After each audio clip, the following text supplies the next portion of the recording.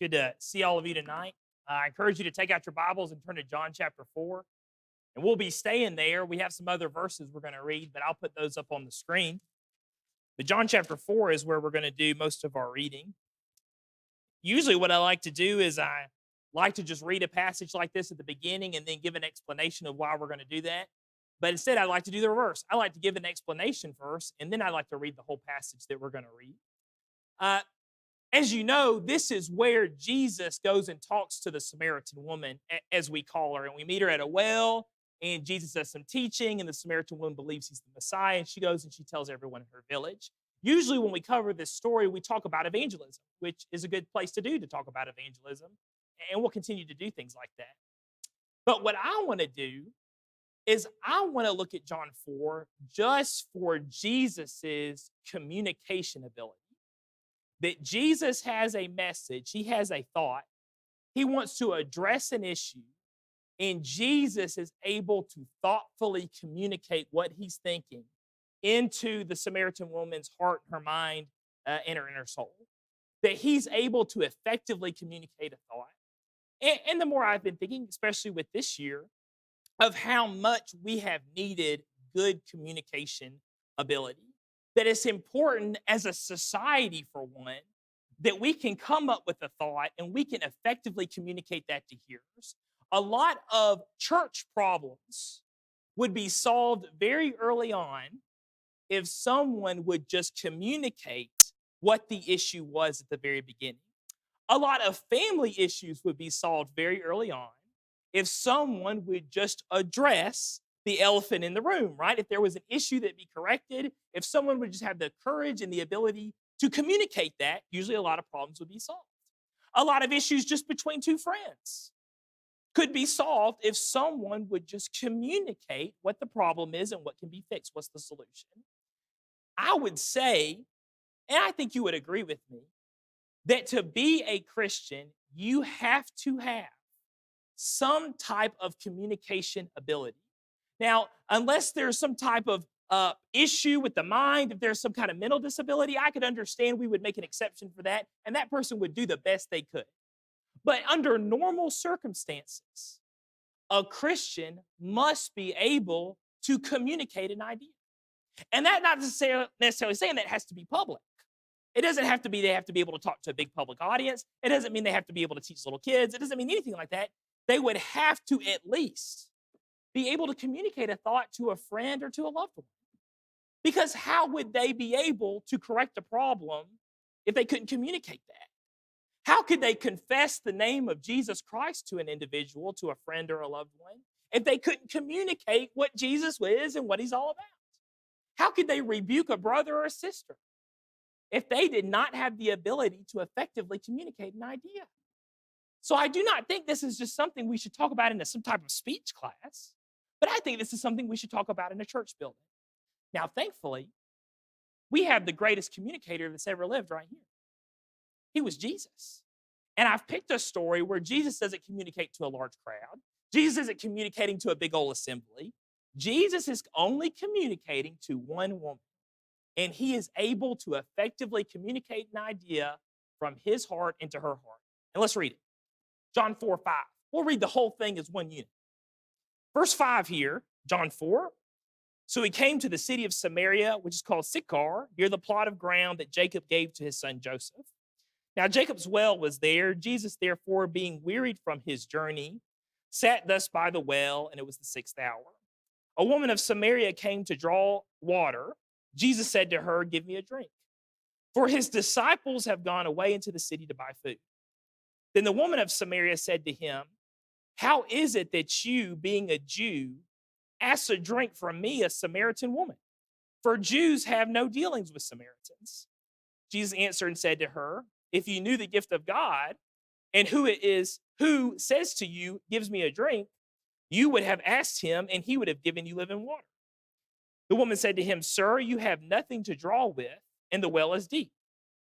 Where then do you get that living water? Are you greater than our father Jacob, who gave us the well, and drank for himself and his sons and his livestock?" Jesus answered and said to her, "Whoever drinks of this water will thirst again. But whoever drinks the water which I shall give him will never thirst. But the water that I shall give him will become in him a fountain of water springing up into everlasting life. The woman said to him, Sir, give me this water that I may not go thirst, nor come here to draw. Jesus said to her, Go, call your husband and come here. The woman answered and said, I have no husband. Jesus said to her, You have said well, I have no husband. For you have 5 husbands, and one whom you now have is not your husband, and that you spoke truly. The woman said to him, Sir, I perceive that you are a prophet. Our fathers worshipped on this mountain, and you Jews say that in Jerusalem is the place where one ought to worship. Jesus said to her, Woman, believe me, the hour is coming when you will neither on this mountain nor in Jerusalem worship the Father. You worship what you do not know. We know what we worship, for salvation is of the Jews. But the hour is coming, and now is, when the true worshipers will worship the Father in spirit and truth, for the Father is seeking such to worship him. God is spirit, and those who worship him must worship in spirit and truth. The woman said to him, I know that the Messiah is coming, who is called Christ. When he comes, he will tell us all things. Jesus said to her, I who speak to you am he. And then the story continues. The disciples show up, and the woman leaves. And as the disciples show up, it seems that the woman goes, gets the other Samaritans down in the village, and Jesus tells the disciples what David read for us about the harvest being great. Now it's time to send laborers out into the harvest. Verse 39 is where the Samaritan woman story picks back up. It says that many in the Samaritans of the city believed in him because of the word of the woman who testified, he told me all that I ever did. So when the Samaritans had come to him, they urged him to stay with him, and he stayed there 2 days. And many more believed because of his own word.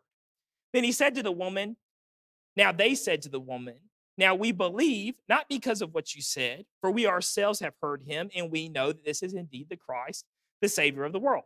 Now after 2 days, he departed from there and went to Galilee. That's the end of the story of the Samaritan woman. Looking at Jesus just communicating these thoughts to this woman, I pulled out 4 things. And these are the 4 things that I wish I could add to my communication ability. That I would think, okay, if I need to address an issue, if I need to teach someone about Jesus, if I need to talk to someone about something important, these would be 4 things that I pulled out of Jesus that I also could use to be an effective communicator. And this is what Jesus taught us to do. He taught us, number 1, to be concise in this story. He taught us to be convincing. He taught us to be conclusive, and he taught us to be consistent. And these 4 things is what I would like for us to do too as well when we try to communicate a thought. To be concise, to be convincing, to be conclusive, and to become consistent. If you're trying to write that down, you haven't wrote it down yet, it's okay. You're going to see it as we go through. This is the outline of tonight's sermon. So let's talk about number 1. Jesus was concise, wasn't he? As we read this story, which didn't take us a long time to read, if you notice, when Jesus goes and addresses the woman, he got to his point at the very beginning. His point is in verse 10. Jesus answered and said to her, If you knew the gift of God and who it is who says to you, Give me a drink, you would ask him to give him this living water, and he would give it to you freely, right? The message of this sermon is Jesus. And he says, if you knew who you're talking to right now, you would ask for this living water. Not only did he get to his point, but Jesus finished his point. Verse 26. The woman says about the Messiah, and Jesus says, I who speak to you am he, right? Jesus got to his point about being the Messiah, and he finished his point about being Messiah. Therefore, Jesus was concise, right? He didn't beat around the bush, did he? He got to the point. Not only that, did Jesus continue to go on and on after he made this point very clear? You know, after he told her, I am the Messiah, does he go, wait, let me tell you more about the Messiah. Let me give you further evidence about the Messiah. Let me continue and repeat to you the things that I've already said about the Messiah. No, he finished. And that was all that it needed to be. There's a benefit to being concise. And that benefit is that it makes Jesus precise and clear. There's no need for anything extra to distract you. There's nothing need for anything extra to get you off focus. No, here's my point. This is my point. And I go sit down and it's over, right? And that's how Jesus did it. We know of plenty of examples of people not being concise.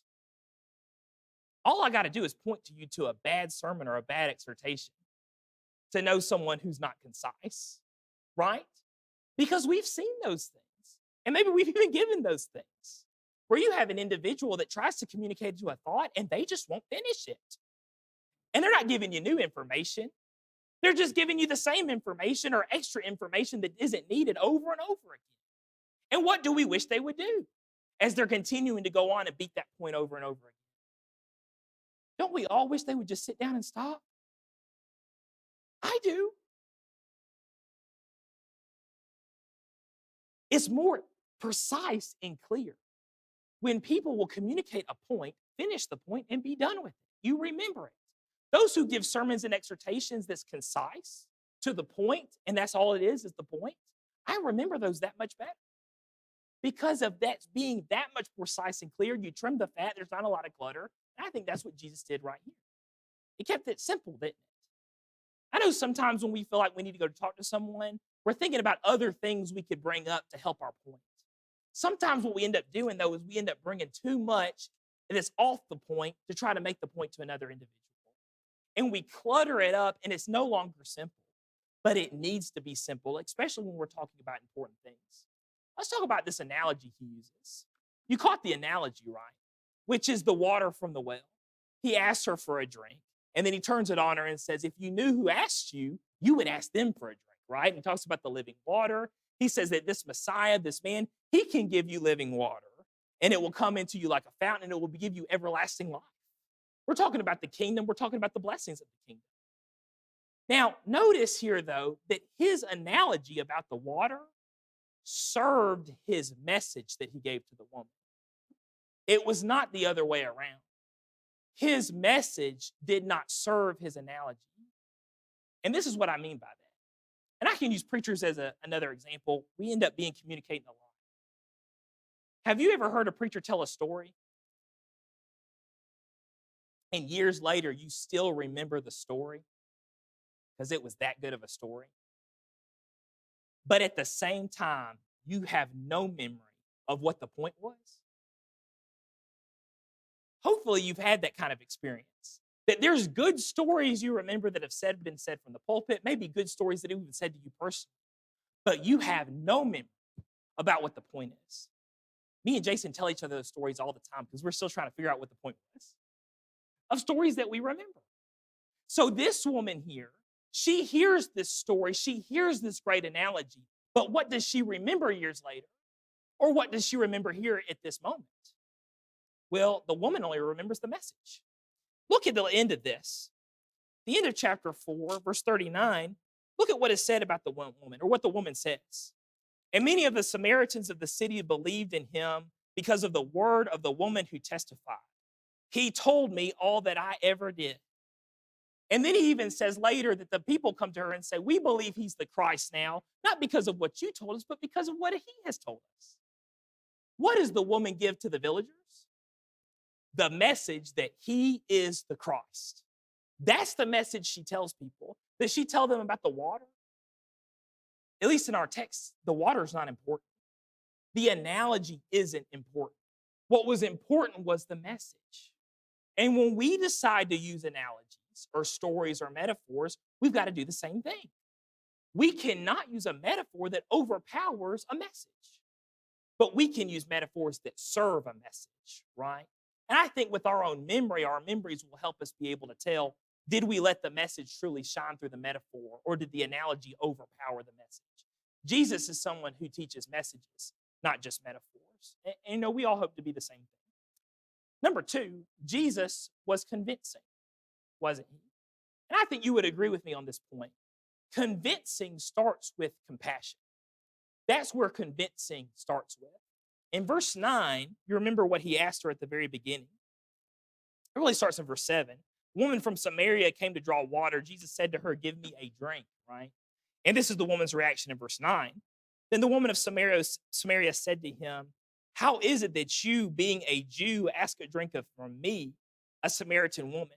For Jews have no dealings with Samaritans. This is one of these cultural things that is a huge deal, but it just doesn't register in 2020. that you would have a situation where people would consider it wrong to be sharing a well or a pot with someone of another race. That you would have Jews that would be so racist towards Samaritans that the Samaritans would be shocked if a Jew asked to share a pot or a well with a woman, and even asked this woman to do it since she was of someone of different race. Now, you don't have to go too far to understand this analogy. Just 60 years ago, there were Americans who wouldn't drink out of the same water fountain as other Americans. And we are familiar with that situation. We would call that situation in both situations ridiculous, but that is the reality that this woman and Jesus is living. So when Jesus walks up and says, hey, would you get me some water? What is he showing? He's showing he's not your average Jew. He has rejected the social norms, and instead, he's showing this woman and treating her like a human being. He's showing this woman compassion, and that's why she's taken back. And that's where this compassion story begins here, is that he shows enough compassion that he's willing to say such a thing and participate with a woman in such an activity. Now, when we do this and we show compassion, and I would just say that humility and care go a long way, don't they? And when we're needing to communicate a thought, humility and care will be our best friends. That we could be humble when we talk to other people, and that we could be caring when we talk to other people. As well, sympathy and empathy work too, don't they? Sympathy means that I will be caring about the way and the situation that you're in. That's what sympathy means. Empathy technically means that I've had similar experiences, and because of my similar experiences to you, I am sympathetic to your situation. You won't find the word empathy in the Bible. It's a modern day invention created in the 1800s. But both can be seen in Jesus. That he also, knows what temptation is like, and he's empathetic with that. And with our sin, he is sympathetic. He doesn't know what sin's like, but he certainly can be sympathetic to our problems. And certainly he's sympathetic to this woman here. And I think that's seen in this next thought. He brought the truth about her marriage and the false worship, didn't he? And he didn't beat around about it. He said, go get your husband. And I can't think that Jesus, the only reason why he asked that was because he knew the correct answer, which she gave, I have no husband. And he says, yes, you have 5 husbands, right? And the one you're with right now is not your husband. And she's truthful about that. When she perceives that he's a prophet, because he knows this inside information about her, we see that as well with the line, this is the Christ, he has told me everything I've ever known, that she asked another question about the worship.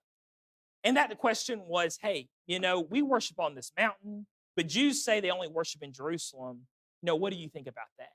And we have probably the most famous answer out of the passage here about that. Look at verse 17 with me. We'll actually start in verse 21. Woman, believe me, the hour is coming when you will neither on this mountain nor in Jerusalem worship the Father. You worship what you do not know. We know what we worship, for salvation is of the Jews.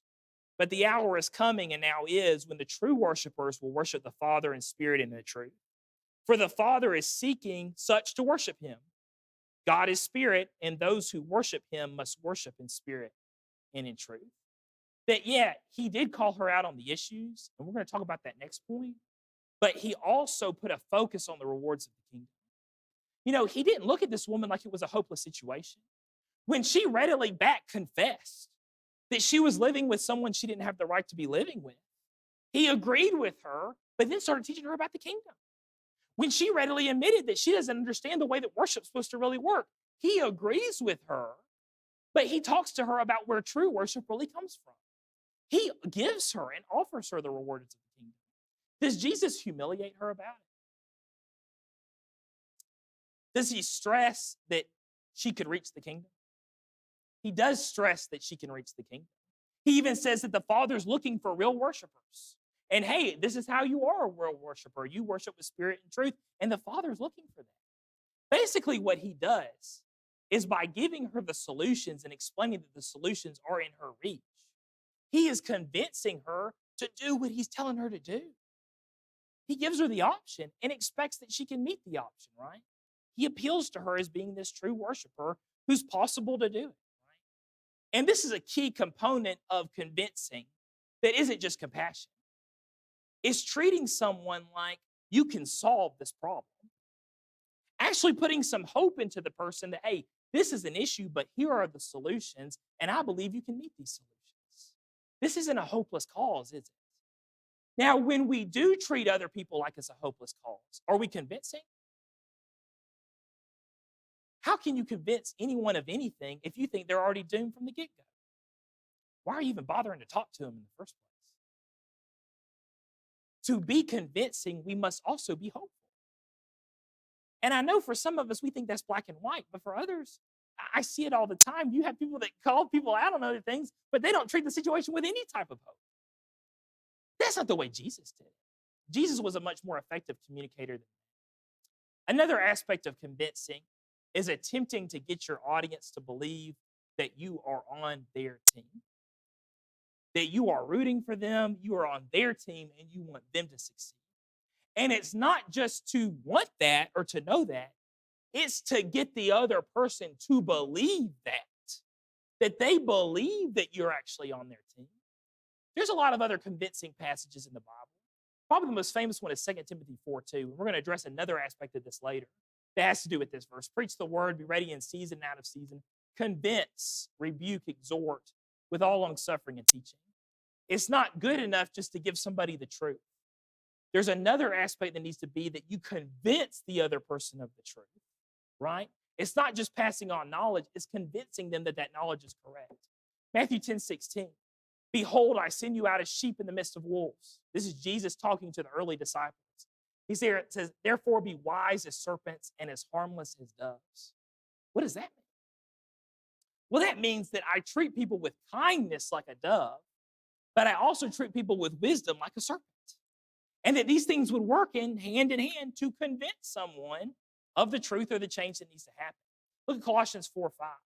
Walk in wisdom toward those who are the outside, redeeming the time. Let your speech always be with grace, seasoned with salt, that you may know how you ought to answer each one. That when you talk to people, especially on the outside, that you would explain things in such a graceful way that they would believe that you were on their team, that they would believe that you're helping them, that they wouldn't think, okay, this person's just here to abuse me, right? Not only do we come to people with the truth, but we try to convince people of the truth. And let me demonstrate that again. If you were in the high school class, we talked about this last week.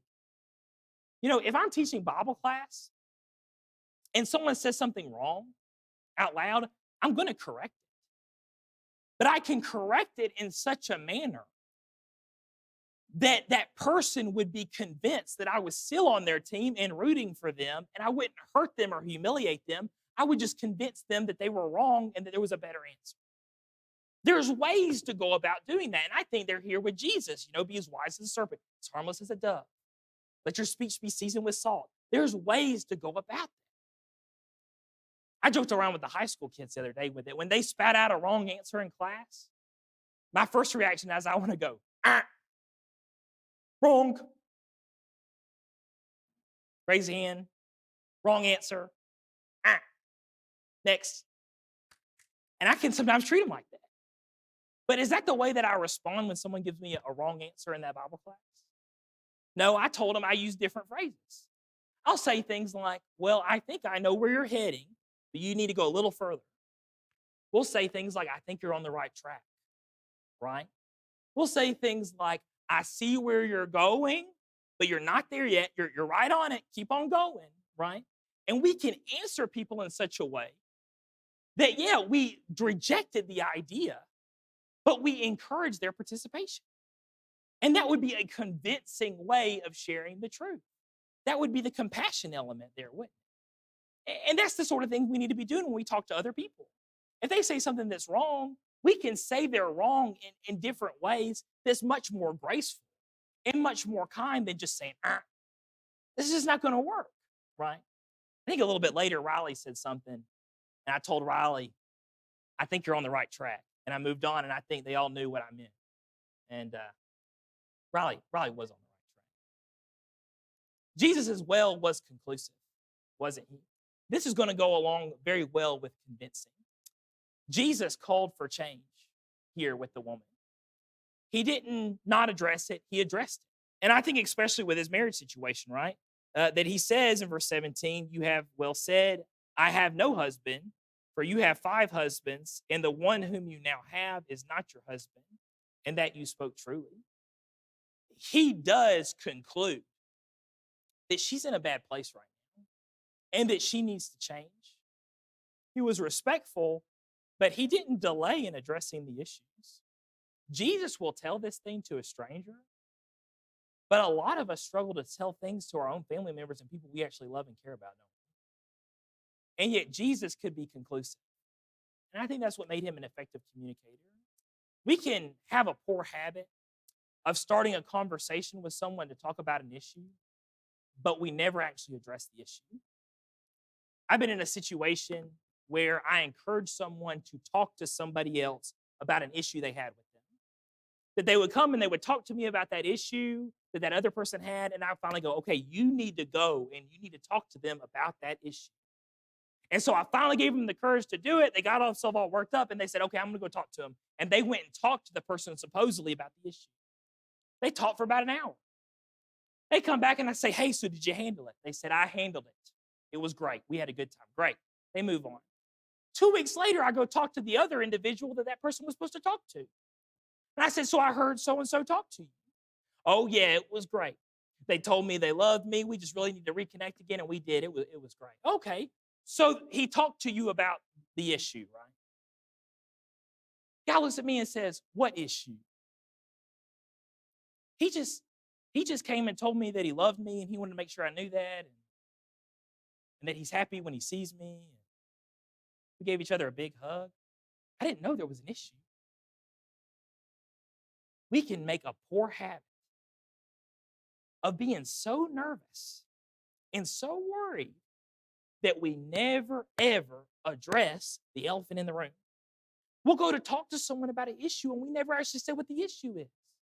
We never conclude our point. And a good communicator can't do that. What I see here is that person is really good at the harmless as a dove, but they're really bad as the wise as a serpent. Now, some people are the other way around. They're real good at the serpent part, but they are not harmless as a dove. Both are wrong. Jesus had both. He was conclusive like the serpent, but he was also harmless like the dove. And that's what a good communicator is. Romans 3 is Paul's long argument to the Jews why they were saved by faith, not by the law of Moses. And even look what he says there in Romans 3:27. Whereas boasting then is excluded by what law of works? No, but by the law of faith. Therefore, we conclude that a man is justified by faith apart from the deeds of the law. It was a big deal when Paul said that to a Jewish audience. But what did Paul do? He showed his evidence and he made a conclusion. Get to the point. And to flat out say what you mean. And things will be so much better like that. Jesus handled things like that.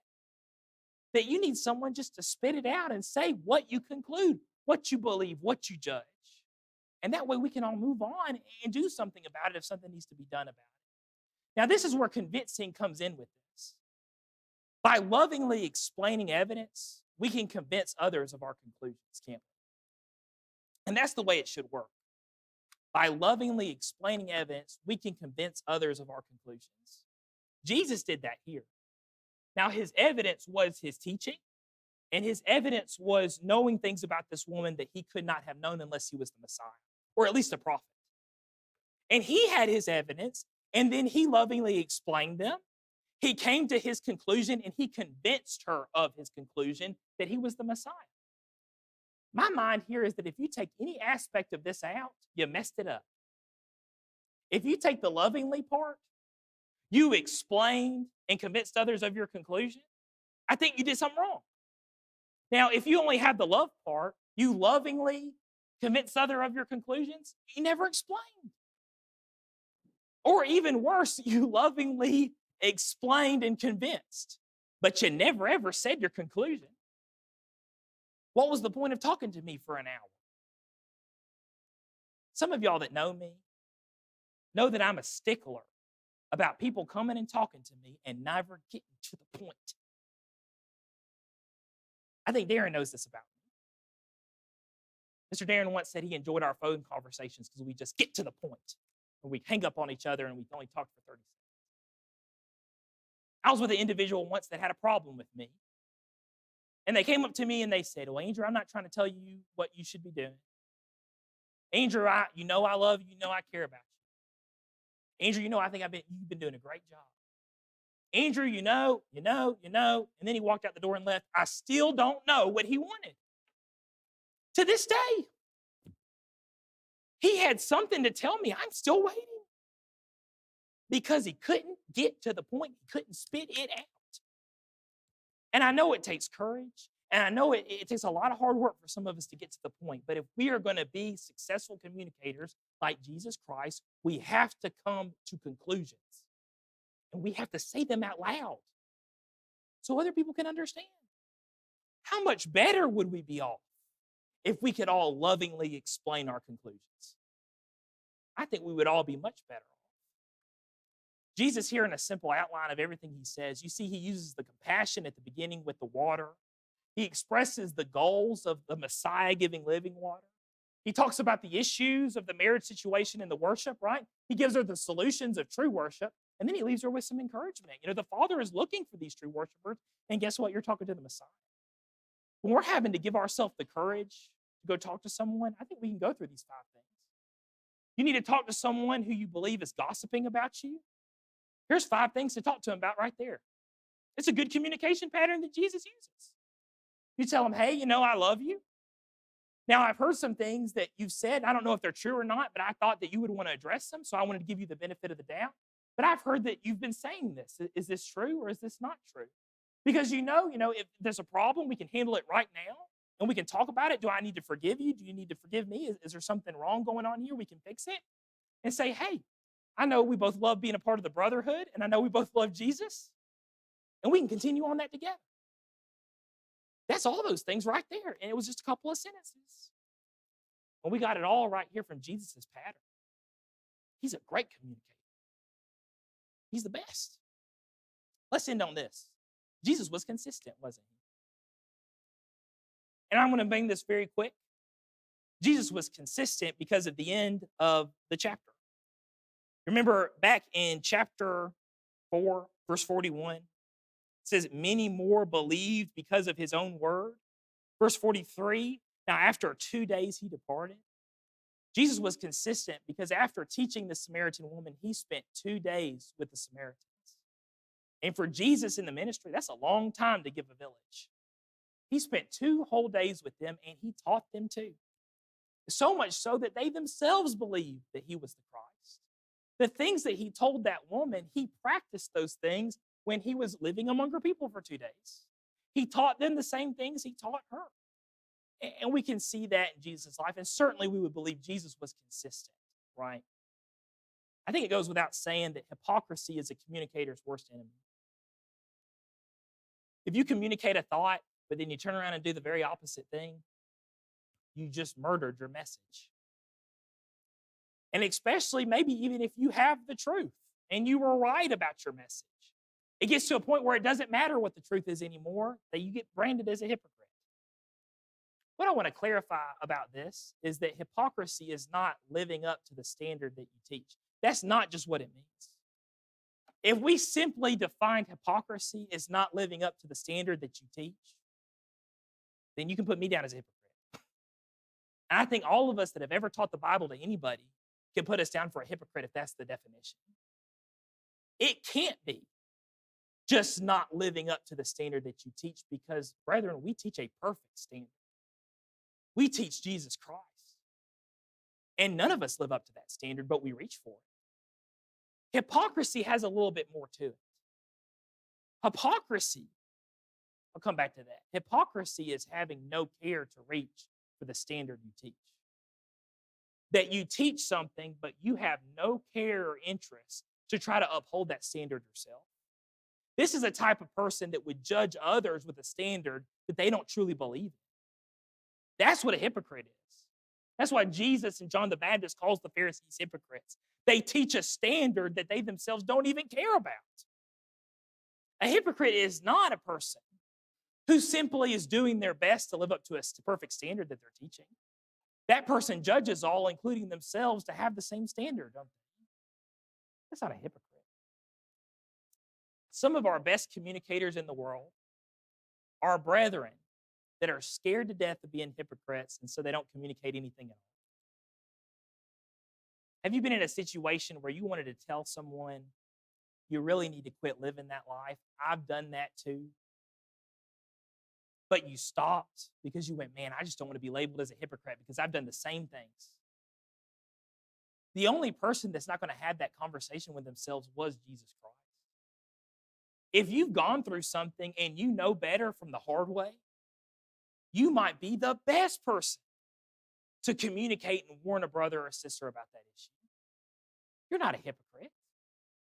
You're someone reaching just like they need to be reaching. And we don't have to worry about this thing. Don't let this word get in the way of being an effective communicator. The Pharisees and the Sadducees were not effective communicators. But the apostles, they were imperfect men that were effective communicators. And we all know they had problems. But they still could effectively teach the message of Jesus Christ. And I think we can too. Thank you for your attention. Hopefully we can take these 4 things to practice. Our 4 things that Jesus was concise, he was convincing, he concluded things, he had conclusions, and finally here he was consistent. If there is anyone here tonight that needs to understand the message of Jesus, and the message of Jesus is that he wants to give you the gift of salvation if you're willing to come and live for him. And I think that Jesus has very effectively communicated that love and that hope and that desire that he has for us. If there's anyone here that'd like to take this opportunity to receive that call and to do something about the call and the communication of Jesus Christ, why don't you come forward as we stand and sing?